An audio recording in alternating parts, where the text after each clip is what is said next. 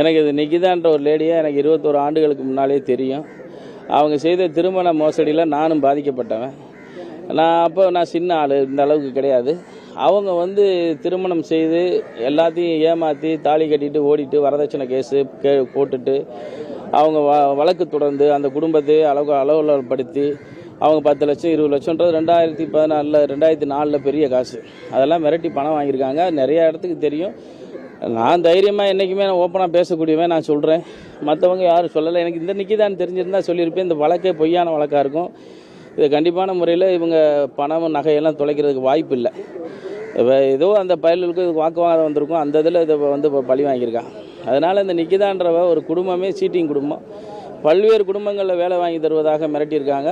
அவங்க அப்பாவே என்கிட்ட 10 லட்சம் வாங்கிட்டு தான் அவங்க டைவர்ஸ் கொடுத்தாங்க. அது வரைக்கும் இந்த சட்டத்தை நான் எப்பயுமே அடிக்கடி நான் கோவப்படுறதுக்கு காரணம்,